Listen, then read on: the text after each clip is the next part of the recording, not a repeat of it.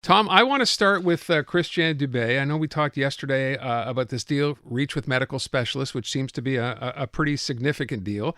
Then today, he was asked a question. This is Kelly Gregg from CTV, because nurses are involved in this overall decision as well, on apparently some kind of a voluntary plan. So here's the question. Take a listen and tell me what you think.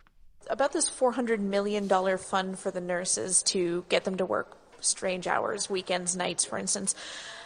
Nurses, we've heard a lot of them are overworked. Do you think this is going to be the answer to getting more staff, or do you need more altogether?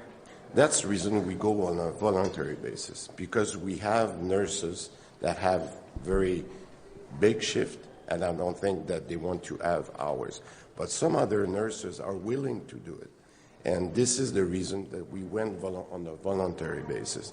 And I think that we'll see over the next few weeks how it goes. We'll see how it goes. That's the deal on nurses. At the same time, Tom, as your story today on what we found out about nurses and exams in this province. So what do you think?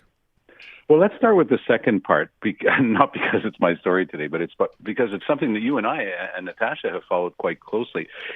Quebec government's treatment of nurses has been appalling.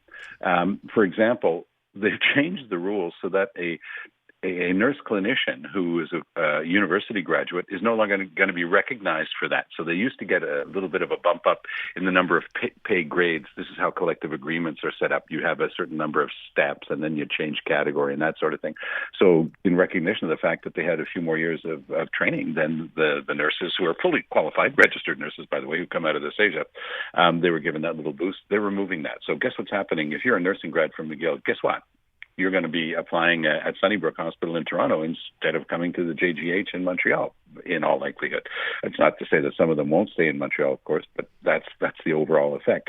So what he's trying to fix here with a pot of money, and he's trying to sweeten the pot with money, is saying, look, I hate this system that we have in Quebec of compulsory overtime. It is slavery. It is abysmal. It's the worst part of the collective agreements in the province for all 600,000 employees who are renewing their collective agreements. What does that mean, literally? So you're about to go home at 4 on a Friday, and you've got a supper planned with your family that you haven't seen much of during the week because of the long hours. And your boss comes to you and says, no, you are not going home. You're not legally allowed to leave. You've just done an 8, 10, or 12-hour shift. You're going to do another 8, 10, or 12 hours. That's Quebec. It is bonkers. So what he's saying is, I'm going to start off with a ton of money. And I'm going to say, we really need you for a Friday night swing shift. We need you Sunday afternoon, and it wasn't part of your plans. But I'm going to pay you double or triple. And if he does that and he gets the volunteers, then it's sweetness and light, and he comes away, smelling like roses. It's great.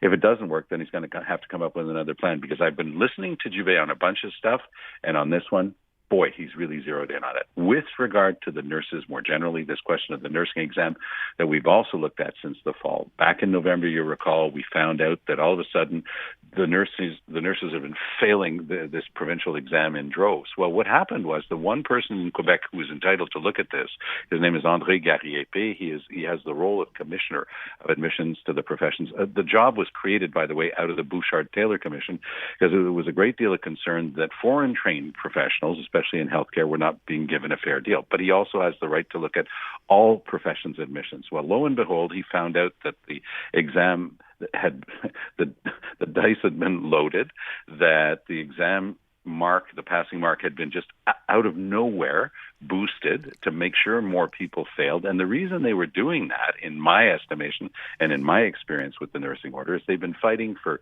decades, not just for years, to take nursing out of CEGEPs and put it in the universities. Now, nurses are trained in dozens and dozens of CEGEPs across the province.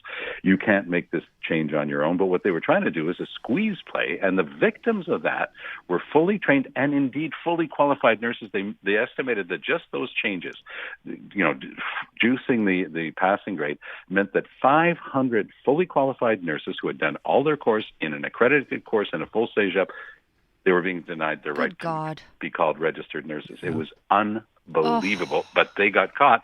And I'm told on background that Dubé is furious with the Order of Nurses, and that the most important minister, who is Sonia Lebel, she's the one in charge of this. She is also livid with them, and they're not listening to any excuses anymore. And for my money, the best thing they could do would be to put them into full government trusteeship, remove their right to self-government until you can change the board and get rid of all the people who are there. Tom, I just want to make sure we mention that André Guerriapi, the commissioner, is going to be joining us at 5:35 today. But Well, I'm glad to hear that. He's just an outstanding individual. He's got so much credibility in the professional milieu. He's been at it for years. He knows the thing cold. He went at it in a very smart way, Natasha. He came at it in the fall. He came up with a first report a few months back saying, look, something's rotten in the state of Denmark, but I'm going to do a deep dive on this. I'll see you later. So people were a bit frustrated, saying, well, how come we can't have a full report right away? Well, when you read this one, you realize that he went and got the best experts in the field, and there is such thing as an expertise in the area of professional regulatory bodies and licensure and exams. Found the best people, looked at this thing, and they said, look, this absolutely stinks what the Order of Nurses has done here. It's totally unfair. It's unfair for the public, but first and foremost, of course, it's unfair for the people who passed but who were told they failed. It's wild. Tom, I'm going to switch this up 180 degrees. So we talked yesterday about the main deli going out of business some 50 years later. And Justin Trudeau, who lived and he'd been in Montreal, he'd eaten there many, many times, actually came out and said, you know what, he was heartbroken over this. And amazingly enough, what do you know? Pierre Poilievre took that and tried to make something of it today. And I don't know if you've heard this, but here it is. Well, when the Prime Minister found out of the closing of the Maine famous deli, he tweeted, ouch. But his ouch was not for the 35-year-long employee who lost his job. His ouch was that he's not going to be able to eat his favorite sandwich anymore. We found out from a loyal customer that the reason why the Maine closed is because food prices have skyrocketed under this Prime Minister. You know, every time he speaks lately, there's an eye roll in the studio because you know what's coming and just how weird it is. So, yeah, and I mean, it's an acquired taste, right? I don't think that Poilievre to get elected Prime Minister of Canada. Although, of course, as we all know, under our system, you don't actually run for Prime Minister. We're not in the American Republican system. We're in a British system, so your party has to get the most seats. I don't think that the Conservatives have a chance with that as their game plan. Poilievre does have an effect on Trudeau like fingernails on a blackboard. Trudeau loses it. I was watching him again. He's really, really starting to lose the plot in his answers in question period. He's so incredibly disciplined.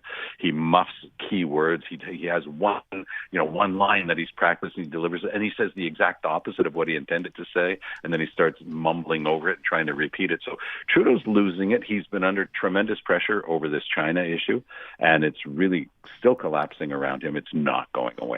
And by the way, if you're interested in this and your French is good enough to read it, Emmanuel Latraverse, who's one of my colleagues over at TVA, wrote an unbelievably good piece in today's Journal de Montréal about the whole China deal and Trudeau and his family and why this is collapsing around him. And if you want to read, I think the best primer that's been written on this, you might want to read Emmanuel Latraverse's piece today. Where is that piece? In Journal de Montréal. In the Journal, okay. And then just as we're speaking about the weird response, because yes, as weird as it was for Poilievre to be bringing up smoked meat, the pivot that Trudeau made was even weirder. It was misogyny and then somehow reopening the abortion debate. Well, I'll tell you both of those things, because back in the fall when he became leader, there was some weird stuff that was done on Poilievre's behalf. We will lovingly call them the boys in short pants, the same ones who were always around Harper.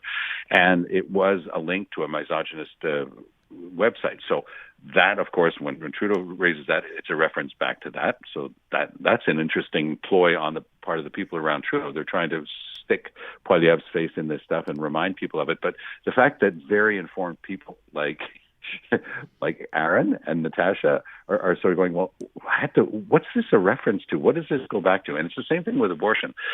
So this is a very obscure thing that's about to happen in a private member's bill. There's a conservative backbencher who's going to bring forward a bill that says that judges should be giving harsher penalties to someone who is convicted of assault, for example, of a woman who's pregnant, because it's not just the woman who's assaulted, but of course her fetus. That is the view of the person putting forward that legislation. But anybody who's watched the Conservatives play this game for the past 25 years knows that that's just an opening gambit. It's a way to reopen the abortion debate, which, much to his credit, Stephen Harper said is going to stay closed. The whole time he was there, he shut down, at least from my memory, from having been there, at least a half a dozen of these attempts by Conservative backbenchers to bring in a private member's bill. Lo and behold, we're being told that Poilievre is going to vote for this thing. Now, that's fascinating because during the campaign, he paid a fairly heavy price. It was one of the few things that he took a hit on. He came out very strongly as pro-choice. It took him a while to get there, but in answer to a clear question, he gave a clear answer. He said, yes, I'm pro-choice. So that seemed to seal it. But I guess the people around him said, well, you've got to nuance that a little bit. You can't get on the wrong side of some of your people. And it's worth mentioning that there are going to be 2 by-elections in Manitoba. One of them to replace the regretted Jim Carr, who passed away. And, of course, the other one is Candice Bergen's seat. And Candice Bergen's seat is so – you talk about Conservative territory. A certain Maxime Bernier got more than 20% of the vote in the last election. So they're nervous about Bernier's performance in Candice Bergen's riding. The conditions under which Candice Bergen left don't look great, and I have a feeling that she's not going to be doing a lot to help the Conservatives win this thing. So keep an eye on that as well. You really think that Pierre Poilievre is going to want to reopen this debate? He just did. He has chosen not to shut down his backbencher because he needs caucus unity heading into the campaign. And he knows that this is going to expose him a little bit. He's not Andrew Scheer. He's got a better track record than that. And he'll be able to go before the microphones and say, I paid a heavy political price for saying straight up what I'm about to say now. I am pro-choice. So that puts him on the wrong side of some of the really strong right-wingers in his own party, but it at least purchases him a little bit of peace in downtown Toronto, Montreal, Vancouver, name a big city, where people are sort of going, this stuff's supposed to have been settled, and a woman's the only person who gets to decide with her healthcare professional what she does with her body. Okay. I hate to think we're reopening that subject in this country based on what just happened south of the border, but it looks like we are. Tom? Well, it's one of the things that was predicted by Hillary Clinton on the weekend. Yeah. She said, be careful, this thing's going to come up here. And you know what? A couple of days later, looks like she was right.